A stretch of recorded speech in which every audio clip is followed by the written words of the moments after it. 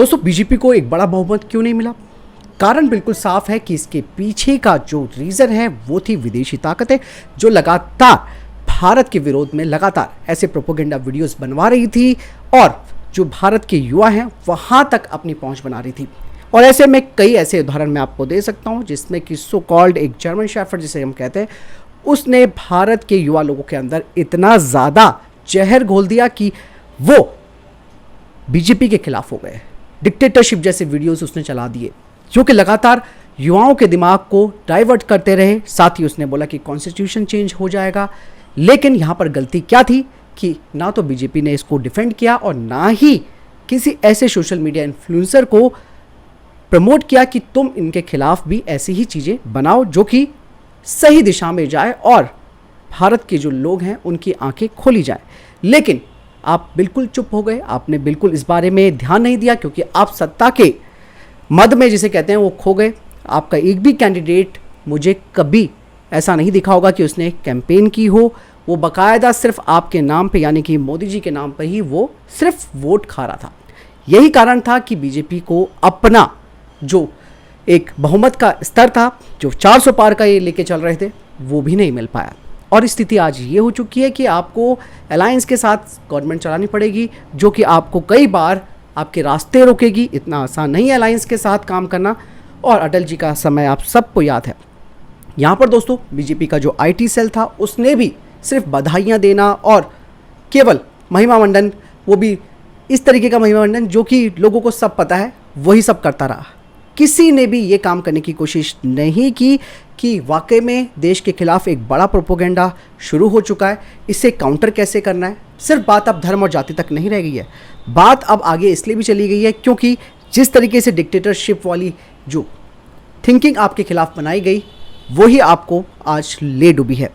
आपने बिल्कुल भी उन सोशल मीडिया इन्फ्लुएंसर का सपोर्ट नहीं किया जो कि आपका समर्थन कर रहे थे। आपको बाकायदा पैसा देना चाहिए था उनको कि ठीक है आप कीजिए काम, आप हमारे लिए काम कीजिए, जिस तरीके से जो देश में प्रगति हो रही है उसका महिमा मंडन कीजिए। आपने तो बिल्कुल आंखें बंद कर दी। दूसरा जो बंदा जर्मनी में बैठा हुआ है उसने वो सारी चीज़ों को निचोड़ करके, उसकी नेगेटिविटी को निचोड़ करके जनता के सामने प्रोसेस कर दिया। और एक चीज़ और मैं बताना चाहूँगा कि आज के ज़माने में ख़ास तौर पर सोशल मीडिया एक ऐसा प्लेटफॉर्म है जहाँ से आप गवर्नमेंट बनना या फिर गिरना उसके बारे में राय तय कर सकते हैं। और 2013-14 से मैं ये देख रहा हूँ, जब मोदी लहर देश में थी तो उस दौरान मैंने सोशल मीडिया को पूरा भरपूर देखा कि किस तरीके से सपोर्ट में सारे लोग आ रखे हैं। लेकिन इतने सालों के बाद यानी कि 10 साल के बाद आपकी ये पकड़ कम कैसे हो गई? क्या कोई कारण आपके पास है? कारण साफ है कि आपने ध्यान नहीं दिया। आपके कार्यकर्ता बिल्कुल भी पोलिंग बूथ पर मौजूद नहीं थे, कुछ भी धरातल पर नहीं था। सब जगह ऐसे ही दिख रहा था कि बिल्कुल 400 पार के नारे आपने लगा रखे थे। तो उसको देखते हुए कुछ लोगों का मन ये भी था कि भाई ऑब्वियस सी बात है, सरकार है तो आ ही जाएगी, लेकिन ऐसी सरकार आएगी जो कि खुद पैर में बेड़ियां बांध के आएगी। तो आप समझिए कैसे देश का भला होगा। क्योंकि आपने ये जो एग्जाम्पल सेट किया कि उन लोगों को बिल्कुल बोलने दिया जो आपके खिलाफ नेगेटिव खबरें फैला रहे थे, प्रचार कर रहे थे, और आपने उन पर फोकस नहीं किया। आप बिल्कुल तनातनी रहे कि 400 पार हम चले जाएंगे। ऐसे थोड़े ना चले जाते हैं 400 पार। उसके लिए पूरा आपको एनालिसिस करना था कि सोशल मीडिया पर क्या चल रहा है, सोशल मीडिया पर किन किन चीज़ों पर आपके खिलाफ बयानबाजी हो रही है। आपने बिल्कुल आंखें बंद कर दी। दोस्तों ऐसे मैं आपको बताना चाहूँगा कि ये चीज़ें नहीं चलती हैं आज के ज़माने में, क्योंकि आप जब सत्ता में थे, आपके पास पावर थी, आपको कुछ इस तरीके के रिस्ट्रिक्शंस लगाने चाहिए थे। जो भी फेक न्यूज़ फैला रहा है, फेक प्रोपेगेंडा फैला रहा है, आपने एक्शन लिए। कुछ यूट्यूब चैनल्स पर आपने एक्शन लिए जो कि गलत खबरें फैला रहे थे, लेकिन आपको ये नहीं पता था कि एक जर्मन में बैठा हुआ शेफर्ड वो आपको बिल्कुल खोखला बना रहा है, आपकी जड़ें कमज़ोर कर रहा है, आपको कुरेद रहा है, क्योंकि आपने अपने देश के सोशल मीडिया इन्फ्लुएंसर को सपोर्ट ही नहीं किया। ये मैं उन लोगों की बात कर रहा हूँ जो सिर्फ देश के लिए वीडियो बनाते हैं, जो कि राष्ट्र के लिए वीडियो बनाते हैं। उनके लिए आपने कभी ये नहीं सोचा कि हम उनसे कांटेक्ट करने की कोशिश करें। हमारा जो आईटी सेल इतना बड़ा है, उन लोगों को हम सपोर्ट करें, मेंटली भी करें और इवन हम उन्हें फाइनेंशियली भी करें, क्योंकि पैसा आपके पास है, इसमें कोई दो राय नहीं है। जिस तरीके से उस बंदे को, जर्मन शेफर्ड को भरपूर मात्रा में पैसा दिया गया, उसने देश के खिलाफ बोलना शुरू कर दिया और अलग अलग भाषाओं में उसने अपने वीडियोस पूरे भारत में चलाए और इसी से माइंड मेकअप कर दिया। आपने बिल्कुल आंखें बंद करके रखी हुई थी।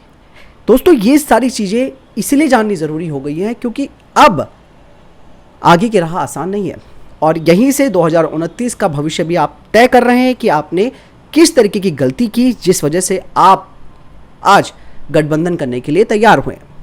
अमूमन मैं इस तरीके के वीडियोस नहीं बनाता, लेकिन दिल बहुत दुखा है क्योंकि बहुत सारी चीज़ें आपने की देश के लिए, वो मैं एक्सेप्ट करता हूँ क्योंकि मैं मानता भी हूँ एक जर्नलिस्ट होने के नाते, एक डिफेंस जर्नलिस्ट होने के नाते मुझे बहुत ही ज़्यादा गर्व हुआ कि हमारा देश डिफेंस के क्षेत्र में आगे आ रहा है। हमारा डिफेंस एक्सपोर्ट लगातार बढ़ रहा है। Make in India initiative program आपने चलाया, बहुत चीज़ें आपने चलाई, लेकिन आप अपने आप को स्टेबल नहीं कर पाए। बहुत चीज़ें हैं दोस्तों, यहाँ पर कहने का मतलब साफ हो जाता है कि अगर आज भी आप नहीं चाहते तो शायद भविष्य फिर ऐसी अराजकता के हाथ में आ जाएगा, ऐसे अराजक लोगों के हाथ में आ जाएगा जिन्हें देश के विकास से कोई लेना देना नहीं है। लेकिन यहाँ पर बात वही आती है कि आप सत्ता के मद को कब उतारोगे, इस भूत को कब नीचे उतारोगे, कब आप आम लोगों के मन में अपनी जगह फिर से बैठा पाओगे। आपको तो अयोध्या जैसी जो सीट है वो भी नहीं मिली जिसके लिए इतना संघर्ष किया। क्या लोग इतने आपसे खफा हो गए? आपने जानने की कोशिश की कि आपकी सीट वहाँ से क्यों हार रही थी और क्या उसके पीछे का बैकग्राउंड बना हुआ था। जिस तरीके से वीडियो बीबीसी ने दिखाया कि वहाँ के जो लोग हैं वो आपसे परेशान हैं क्योंकि आपने वहाँ पर जो चीज़ें तोड़वाई एक कॉरिडोर बनाने के लिए, हालांकि आपकी इंटेंशन अच्छी थी लेकिन उसको नेगेटिव वे में ले जाया गया, इस वजह से आपकी सीट वहाँ से चली गई। दूसरी यहाँ पर सबसे इंपॉर्टेंट बात है कि नेशनल लेवल पर किस तरीके से आपने कभी ये जानने की कोशिश नहीं की कि धरातल पर ग्राउंड जीरो पर आपके जो विधायक हैं वो क्या कर रहे हैं। कई ऐसे विधायकों को आपने टिकट दे दिया जिनका ट्रैक रिकॉर्ड खराब था और वो एक पूरी तरीके से ब्यूरोक्रेसी के साथ मिलकर आम उन लोगों को परेशान कर रहे थे जो कि गलत के खिलाफ आवाज़ उठा रहे थे। काफ़ी एग्जाम्पल्स हैं जो आपको आपकी जड़ों को कमज़ोर करने के लिए यहाँ पर बन चुके थे। एक बिसात बन चुकी थी लेकिन आपने उस पर फोकस नहीं किया। इतना बड़ा आपका तंत्र है, फुल मेजोरिटी आपके साथ आप आए थे, उसके बाद आपके हाथ से ये कंडीशन अब आपके पास आ गई है कि आप अब अपने फैसले लेने के लिए भी 10 उन लोगों से पूछेंगे जिन्होंने आपका समर्थन दिया है, जिनकी बदौलत आपकी सरकार खड़ी है। ये चीज़ें दोस्तों बोलने वाली इसलिए कि एक मजबूत गवर्नमेंट ही एक बड़े फैसले ले सकती है और पूर्ण बहुमत की सरकार ही एक बड़ा कदम उठा सकती है। आपको अब वो काम करना होगा, आपको ज़मीन के स्तर पर उठाना पड़ेगा। जितने भी हमारे देश के राष्ट्रवादी सोशल इन्फ्लुएंसर हैं, सोशल मीडिया इन्फ्लुएंसर हैं, उनको भरपूर सपोर्ट देना होगा और किसी भी तरीके के ऐसे जो वीडियो जो देश के खिलाफ आ रहे हैं जो कि बेसलेस है, जिनका आधार नहीं है। कुछ लोगों को पता ही नहीं जीडीपी क्या होती है, वो कहते हैं हमारी जीडीपी गिर रही है। किसने बताया जी? वो ध्रुव राठी जैसा एक बंदा है वो बता रहा है हमको। मैं क्रिटिक किसी का नहीं कर रहा, लेकिन आपने तो अपने खिलाफ हर बात जाने दी, काउंटर भी नहीं किया।